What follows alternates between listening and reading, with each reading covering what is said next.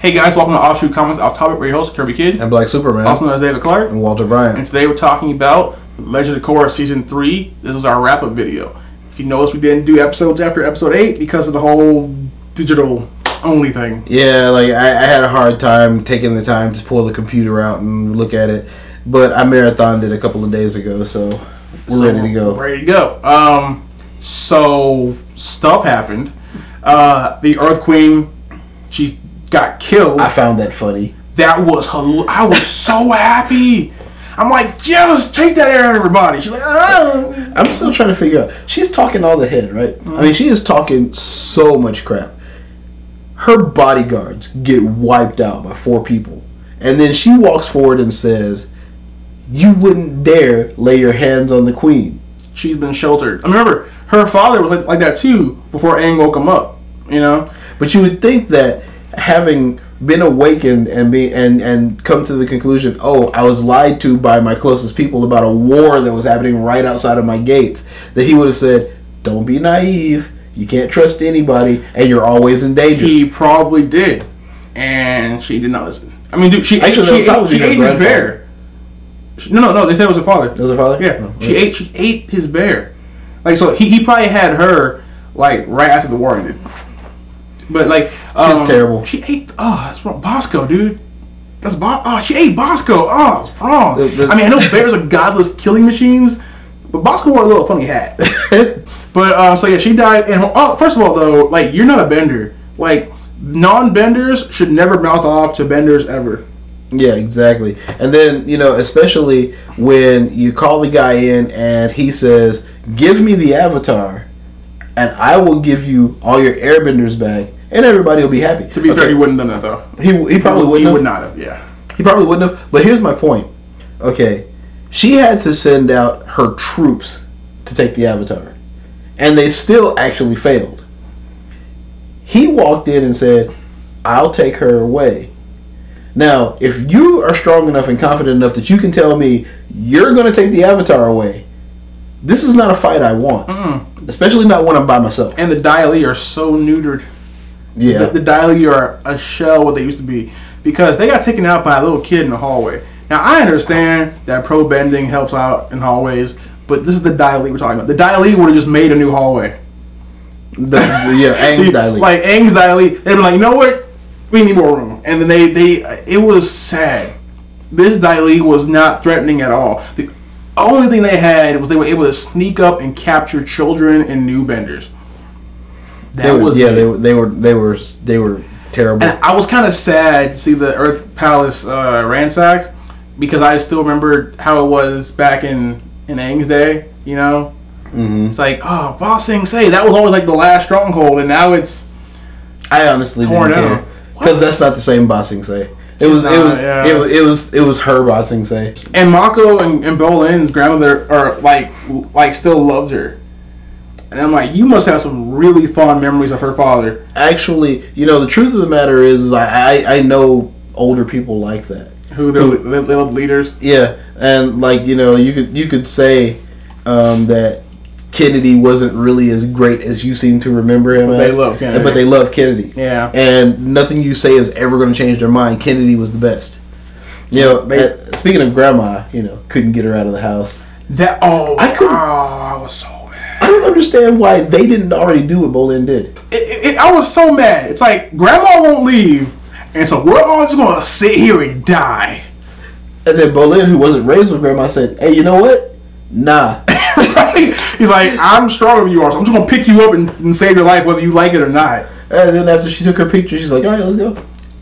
Yeah, sometimes you just have to tell somebody no. They escaped the city, and then I think it was about 5 more seconds till Korra get kidnapped again. No, Korra had already been kidnapped. Right, okay. Korra was already kidnapped. But then she got out, she was in the desert. No, Sami got her out. Right. Yeah, no, she didn't free herself. Right, Sami got her out. And then they went to the Oasis town, and then they tracked down, what's his name? The lie to the guy who was clearly I mean, first of all, if you only have one guy who can tell who's lying, who's not, clearly he's the liar. Mm-hmm. So, well, here's the thing. Okay, Toph was the one who first created that particular skill also. So why didn't she teach either of her daughters how to do it? Maybe not everyone can do it.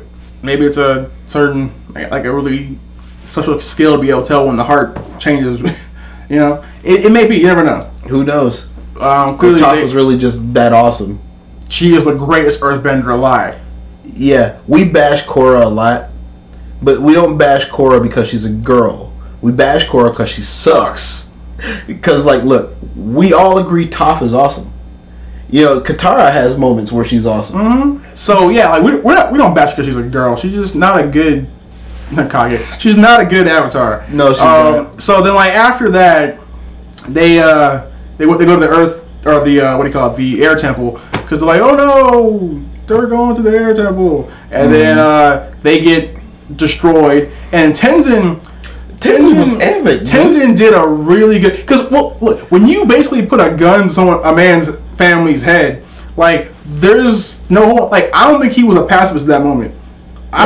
He was going for some kill shots. Yeah, and you know his sister and his brother give him a lot of crap for being uptight, but they are nowhere near as good at bending as he is.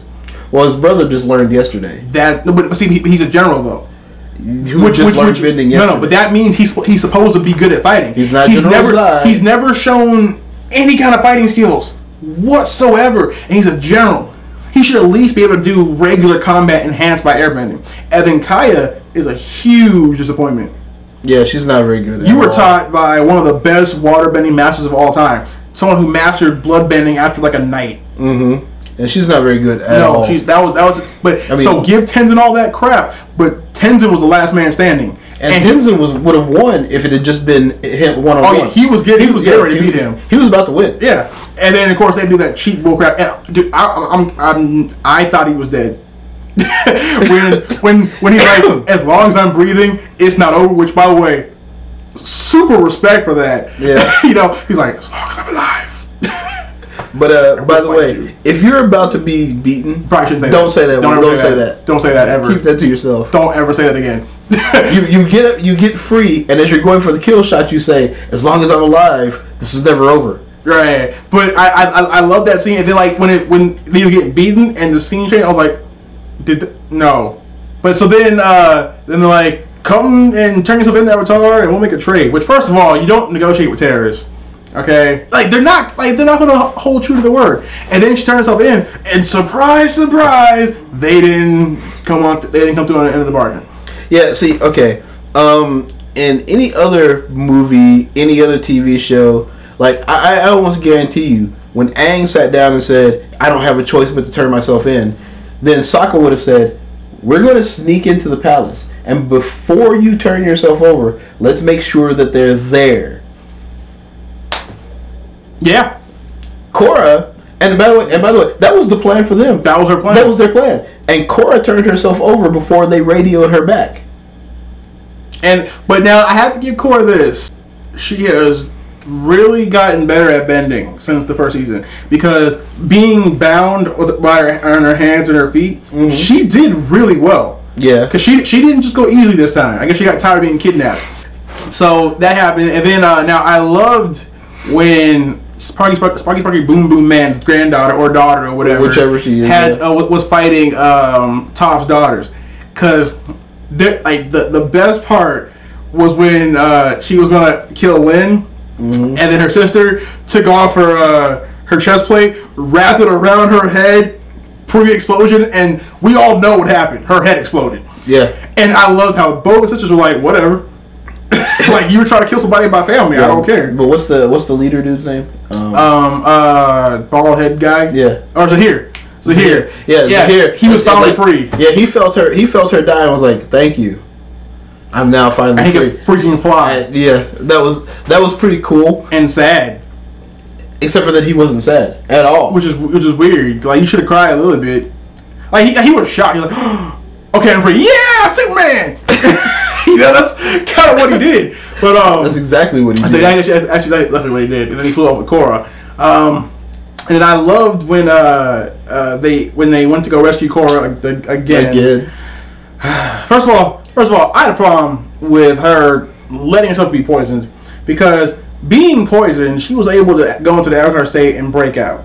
You should have did that at any point, really. Yeah. But I did appreciate, though, at the same time giving her the merit, I did appreciate when they said the poison is going to force you into the Avatar state to keep you alive, and they're going to kill you in the Avatar state. She was willing to just die as Korra to maintain the Avatar. That's true. That I'm not sure, because I'm not sure I could do that. Mad props for that, because she was like, you know, she knew that the Avatar was necessary and the Avatar had to be there, so she's like, okay, you know what? I'll just die. I'll just die then. Because honestly, I'll be back. You know, but that takes a lot of guts. Then she eventually did, you know, break out a little bit because she started seeing all her past enemies, and she was like, wait a minute, I'm the Avatar. Boom, smash! I mean, she did pretty good for being suspended above lava. She had the I am Hercules moment. Yeah. I am Korra! And then, you know, of course, they came to save her. Mm-hmm. And then, okay, Bolin finally got his time to shine in the series. Yeah, that's true. He's a lava bender, which I'm sure you're shocked. Which is pretty epic. Actually, when he couldn't earthbend, when he couldn't metal bend, I immediately decided he was going to be a lava bender. Immediately, I knew that because that's the new thing. And so he did a lava bend, and he was fighting the other guy. And then I loved when Mako was fighting the water chick because he was winning, and then she knocked him down, and then they were in like bigger water. And she's like, ha ha ha! And he was like, lightning? And she's like, oh god, that hurts! And then they like threw her at the lava guy, and then the brothers just kind of ganged up and destroyed them. And then the guy was like, I'll bring the whole mountain down. And then like Bolin's like, did you forget that I'm a lava bender? Like, I can just leave. Yeah, and that's what they did. They looked back and they were like, they didn't even like discuss whether they should pull the guy out or anything. They looked at each other and were like, bye. Remember, they were poor. They don't care. They do whatever it takes to survive. And I love that. And then Korra's fight with Zahir really kind of reminded me of the Ozai fight. But she was a lot angrier. She was like Iron Man there too. She was like flying with like the flames out of her feet and stuff. And I mean, she did pretty good. And we all know, had the poison not finished its job, she probably was getting ready to kill Zahir. Yeah, because I mean, she's not Aang. Aang is basically a Buddhist monk. I love when Jinora got all the airbenders together. They made that vacuum. And they pulled him back down to Earth, and like he was still trying to escape. And then Korra wraps the chain around and then brings him down for what really should have snapped his spine immediately. She brought him down, and then they put in the little Earth prison thing. So that was the end of that. Bolin got a girlfriend finally. I'm so happy for him. Bolin to win. I had been waiting for his time since the beginning of season 1. I kind of always thought he would end up with Korra. Actually, he saw her first, and Michael was like, "Hey," and Bowen's like, "Whatever, bro." Like, yeah, but now he doesn't have either of them. Nope, and Bolin has a new girl who has her own city. Mm-hmm. So there's that. There's that. She's like, "Yeah, my girlfriend owns a city." He's gonna have to, if they get married, he's gonna meet Toph, and Toph will not approve. That's really true. It doesn't matter how good he is, Toph will not approve. That's really true. And she'll probably say, "You have to fight me," and he will die, and it'll be sad. I don't know. Toph may not actually know how to lava bend. She doesn't need to. You know she does. First of all, she probably does know. In fact, she probably invented it. Yeah, she invented all forms of earthbending. But even if she didn't, she is the greatest earthbender alive. You are not beating her with lava. She would just, like, he'd go, lava, and she would just raise a bigger part of earth from under it and, like, sandwich him with it. Because she is Toph. She's the greatest earthbender alive. So the series was an improvement over last season. Mm-hmm. Definitely. But she's still not Kyoshi, She's not far from it. She keeps getting captured. Yeah, no. She keeps getting captured. And now she's been poisoned and she's in a wheelchair. She's in a wheelchair permanently, or for a long time. So now, like, the air nomads are going to be traveling around taking the spot of the Avatar for a while. Mm-hmm. Jadora's a master now. By the way, she looks really ugly with the bald head and tattoos. Well, she's a 13-year-old girl, so a 13-year-old girl with a bald head and tattoos looks like a 13-year-old boy. And they're going to go around and take her job for a while, so I have no idea how Book 4 is going to go. Because Korra's going to be out of the picture for a while. I think that one of the other lion turtles is going to end up giving like their power or something to heal her. Or Katara should come down and do it. Katara's not gonna do it. Think she's done? I don't know, but Katara, I don't know. I maybe not, but she healed Aang. From dying. She's like 90 now, which means she's super good at it. And yeah, well, I guess it's possible. And then we got some more Zuko. Zuko is not nearly as epic as he should be. Because he looks a whole lot more epic than he actually is. I was disappointed. Yeah, Zuko is terrible. I was so sad with him. His dragon was better than he was. Like, his one fight, cool. He didn't really do anything. Next season is going to be weird. We want to see more avatars. Mm-hmm. Because there are 8 other lion turtles out there. And so I'm assuming at least 2 other people. Yeah, there should be 2 other kinds of avatar out there. Yeah, like for other continents. Like, they do elements. There should be, I don't know, energy benders or something, which granted, I guess the avatar can do already. But there's like more forms, like more energy bending types. Yeah. Maybe other things like super strength, like other things besides just the elements. Like, because there's 8 other turtles. Because they said there was 12. And I don't know if they just did that because they thought it sounded like a cool number. But no, you said each one has different power. Yeah. Which means there are more powers out there to be had. We liked Korra, season 3. It's getting better, but they gotta stop the whole damsel in distress thing. Yeah, really. I mean, that's the biggest problem I have with Korra, is that she doesn't do enough by herself. She's the most powerful bender on the planet. And unlike Aang, who learned everything in 3 months, she has been trained basically since she was 4 years old. Because at 4 years old, she had control of 3 elements already. So they knew she was the Avatar. Yeah. I mean, like, she was like, what, like 3 or 4? She's like, I'm the Avatar, deal with it, you know? I thought she was going to be epic at that point. Yeah, she wasn't. She's not. Because I don't think any of the Avatar probably started out at 3 with all 3 elements. Well, no, because they have the little toy thing that they do to them at like age 12 or something. Or no, 16, right? I think they said that they wouldn't have brought it to Aang until he was 16 years old, but she was showing, and they had. She was showing all the elements. Like, oh, I think this is it. I think this is her. We don't even have to look anymore. Right? Would it be funky if they found out they really did actually pick the wrong avatar? It'd make a lot of sense.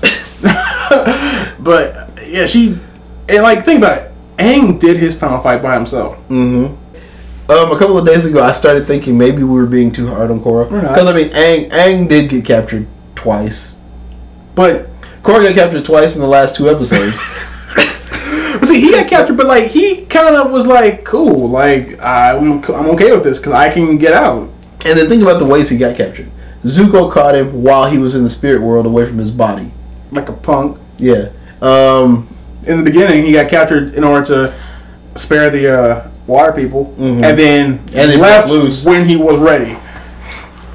Yeah. And the only time they were actually able to take him out of commission was when they did a cheat shot in the back. So. Like, but he wasn't captured then. They got him out. So he was captured twice. So Aang has better friends too. Yeah. First of all, I was mad when she was asleep and she woke up and saw them. Okay, she woke up and saw a threat, and her thing was first a little blast and then jump up all open, unguarded, and blast another thing of fire, which is how they got her. If I wake up and see a threat, first thing I'm doing is Shinra Tensei, basically. You know, take an air bubble and just flatten everything. I'm not going to just jump up in the air all open like this and go, super obvious punch. Well, and see, my thing would have been, I'm in a metal room, and I just learned how to metal bend, and I just saw something really, really strange run past my door. Raise the floor. First of all, why does Korra have a window? I would not be putting the Avatar in a room with a window when we know someone's trying to capture her. They have guards there though. Like remember, these are people who can blend lava. See, I know usually you want to have a window for safety purposes, but she's a metal bender. She needs to get out. She can get out. So put her in a sealed room so that when she's asleep, no one's going to just walk in and take her. Yeah, but remember Toph's younger daughter. What's her name? The non-Lin one. Yeah, the non-Lin one. Okay, she had basically said, "Look, we have troops. We own this land. There's no way. It took all 3.5 nations to stop these guys before. Now a fourth one of them has bending. No, you're not good enough. She thought they were. No. And Lynn apparently thought that was enough. So, yeah, they were wrong. Okay, let's put it on the ground floor next to a window. This will be fine, guys, right? Oh, so stupid. But okay, I kind of like the whole Red Lotus thing. Yeah. And we've done some pitches in the past couple of months about different stuff. And one of the things we learned while doing pitches is that in a lot of pitches for a lot of things, there's no actual plan.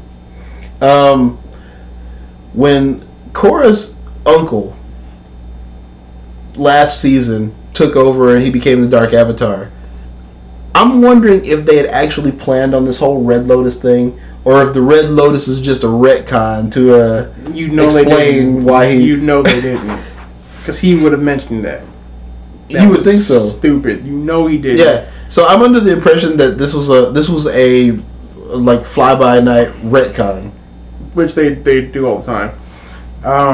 So yeah, that was not retcon. For those of you who aren't into comic books, just means that they went back and changed the history right in front of your face, like you're stupid. But yeah, I like the Red Lotus. I like them being evil for the sake of just being evil. They're like, we want chaos, so we're gonna. But they weren't really evil per se. They were just stupid. Real quick though. Okay, so remember at the end of the series where she was drugged in like super metal death poison and was able to do Avatar State and bend? Remember when she was slightly sleepy after the dart hit her and she woke up and saw everyone trying to rescue her and she was like, oh, okay. Why couldn't she have gone Avatar State then? Because she's dumb. She's stupid. Korra's not a good. She's not a good Avatar at all. She's not. Okay, look at it this way. Avatar 1, okay, which is literally the only other Avatar who has had to live through what Korra's living through right now, which is no access to any other Avatar. She started out with access. Yeah, but she started out with access. But she doesn't have it anymore. Okay, that's her fault. Juan basically set out to reunite the entire world. And did it. And almost did it. Did some good progress. Yeah, so... And started the whole Avatar thing. No one thought to go to different turtles. And so, Korra, who might be able to fall back on her little excuse there, wasn't even as good as Avatar 1. And Avatar 1 he had to build it. Had to make it up as he went along. Yeah. Just saying. She's terrible. I'm just saying that Kyoshi would not have allowed any of this to happen. I agree. She would not have let this happen. She would have killed Amon in the first episode. Then she would have killed her own uncle. That's why they didn't do Avatar Kyoshi. They couldn't. They got Nickelodeon. Like she would have killed all of them. And then when Batu came back, he'd be like, "All right, evil." She'd be like, "Shut up!" Punch him in the face, kill him real quick. Like seriously, and I know this has very little to do with Korra, but I love that episode of Avatar: The Last Airbender where she's like, "I killed Shang the Conqueror." I was like, okay, yeah. And like there was no stuttering, there was no ifs, ands, or buts. I killed Shang. I killed him. I dare you do something about it. You know, so I mean, yeah, Kyoshi. Like basically, anytime we see anything happen in any Avatar series, even Last Airbender, whenever something stupid happens, we go, Kyoshi would not have allowed that. Pretty much. That's why she'll never get a series. Outside of being too violent, it wouldn't last very long. They'd be like, oh look, there's a threat. Credits. like Kyoshi doesn't take that mess. But yeah, so that's our Korra wrap-up video. We liked it more, but it's not saying much because we hated seasons 1 and 2. Yeah, but if Jinora had become the Avatar, then that would have been much better. That would have been a cooler twist. Like if she had lost it and then like Jinora went and got it back or something. You know, I mean, it should have. She's a better Avatar. She really is. She's actually a better air nomad also. Being good at stuff just runs an Eggs family. I am sorry, it just is. Yeah. It's just her family doesn't like your dad couldn't keep control of his village. Your uncle was evil and basically Scar from Lion King, and you are retarded Simba. So Your family's not happy. But that's it for this video, guys. Don't forget, we're doing our who got the funniest comment video after this. So maybe it was you. Probably wasn't you. Like numbers wise, not like stats wise. It was most definitely you. Probably that guy. Yeah, like, I agree with that guy. So, but until next time, guys, we've been your hosts, Kirby Kid and Black Superman. See you later, guys.